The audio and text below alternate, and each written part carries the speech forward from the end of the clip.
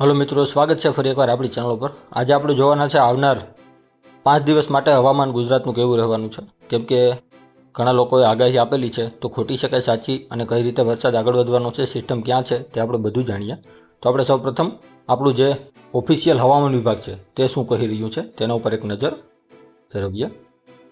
તો તમે જોઈ શકો છો હેવી રેઇનફોલ એટલે કે વરસાદની સંભાવનાઓ કઈ જગ્યાએ છે અને કેટલી છે।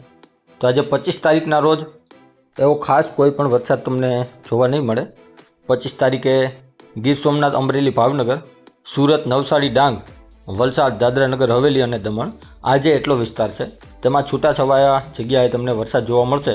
અને જૂનાગઢના કોઈ એરિયા, બોટાદનો કોઈ એરિયો હોય અથવા ભરૂચ, નર્મદા, તાપીનો કોઈ એરિયો હોય ત્યાં તમને છૂટાછવાયાઓ હળવાથી મધ્યમ ઝાપટાઓ અથવા કોઈ જગ્યાએ 1 થી 1.5 ઇંચ જેવો વરસાદ જોવા મળી શકે છે।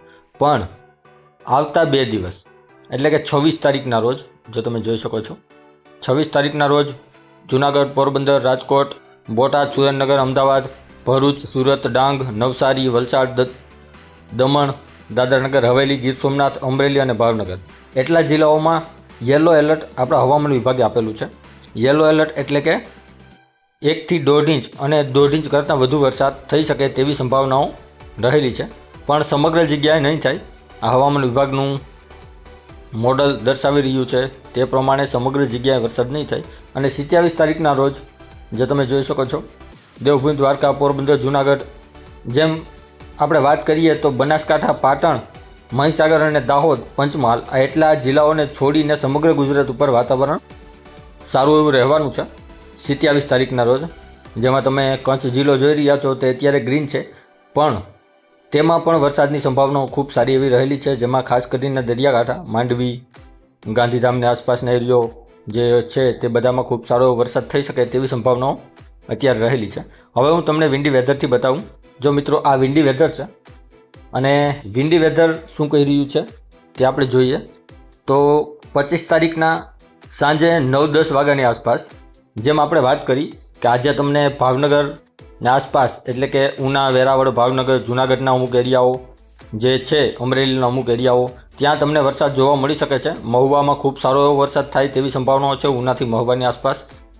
ત્યારબાદ જેમ આપણે વાત કરી તમને કે સુરતની આસપાસ જે દાદરાનગર હવેલી, દમણ આ જે એરિયાઓ છે ડાંગના ત્યાં ખૂબ સારો એવો વરસાદ થાય તેવી સંભાવનાઓ આજે સાંજે મોડી રાત્રેથી એટલે કે 8-9 વાગ્યાથી શરૂ થશે અને 1-2 વાગ્યાની આસપાસ ખૂબ સારો વરસાદ ત્યાં થાય તેવી સંભાવનાઓ રહેલી છે। પછી વરસાદ ધીમે ધીમે આગળ જશે। હવે હું તમને પહેલાં તો સિસ્ટમ બતાવી દઉં કે કઈ રીતે આગળ વધી રહી છે। તો તમે જોઈ રહ્યા છો અત્યારે સિસ્ટમ ક્યાં છે। અત્યારે સિસ્ટમ મુંબઈની ઉપરની સાઈડમાં અરબી સમુદ્રમાં જે સિસ્ટમ અત્યારે સક્રિય છે અને આ સિસ્ટમ ગોળ ફરી રહી છે અને બધા મોડલો એમ કહી રહ્યા છે કે આ સિસ્ટમ ગુજરાત તરફ આગળ વધવાની છે। હવે ગુજરાત તરફ આગળ વધે સિસ્ટમ, પણ ત્યાંથી કઈ સાઈડ જવાની છે તે એક પણ મોડલ આપણે સાચી રીતના બતાવી રહ્યું નથી।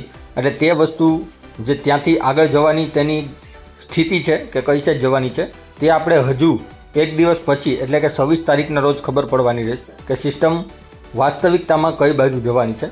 પણ ગુજરાત ઉપર વરસાદ આવશે તે તો 100% પાકું રહેશે। પછી કોઈ જગ્યાએ હળવોથી મધ્યમ અથવા કોઈ જગ્યાએ થોડો ભારે વરસાદ પણ થાય તેવી સંભાવનાઓ રહેલી છે। પણ ખાસ કરીને 26ના દિવસ એટલે કે 26ના આખો દિવસ અને 27ના ખૂબ સારો વરસાદ ગુજરાત ઉપર થઈ શકે છે અમુક એરિયાઓમાં।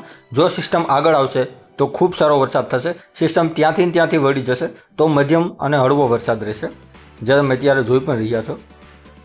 અને આવનારા 2 દિવસની અપડેટ જે હું તમને કહી રહ્યો છું કે સિસ્ટમ કઈ બાજુ જવાની છે તે આપણે મોડલ ઉપર અપડેટ થતાં જ વિડીયો બનાવશું તમારી માટે કે સિસ્ટમ ક્યાં જવાની છે, કઈ રીતના થવાનું છે, શું થવાનું છે તેનું આપણે જરૂરથી તમારી માટે વિડીયો બનાવશું। અત્યારે આપણા માટે એટલું જ જાણવાનું છે આગામી 2 દિવસ એટલે કે 26 અને 27 માટે ગુજરાત ઉપર વરસાદ ખૂબ સારો રહે તેવી સંભાવનાઓ અત્યારે રહેલી છે। ખાસ કરીને સૌરાષ્ટ્રનો દરિયાકાંઠો અને સુરતની આસપાસનો એરિયો આ જે બધો એરિયો છે ત્યાં ખૂબ સારો એવો વરસાદ રહેવાનો છે। અને 2 દિવસ બાદ આપણે સાચી સ્થિતિ ખબર પડશે કે સિસ્ટમ ગુજરાત ઉપર થઈને પસાર થવાની છે અથવા તો ત્યાંથી અરબી સમુદ્રમાં વહી જવાની છે અથવા તો મુંબઈની બાજુમાં થઈને પસાર થવાની છે। આ બધી વસ્તુ આપણે ત્યારે ખબર પડવાના છે। તો આપણે જરૂરથી ત્યારે એક વિડીયો તમારી માટે અપલોડ કરશું। અત્યાર માટે એટલું જ। તો મળીએ છીએ કંઈક નવા વિડીયોમાં, ત્યાં સુધી વિડીયોને લાઇક, શેર અને સબસ્ક્રાઈબ કરી દેજો। રામ રામ મારા બધા ખેડૂત ભાઈઓને।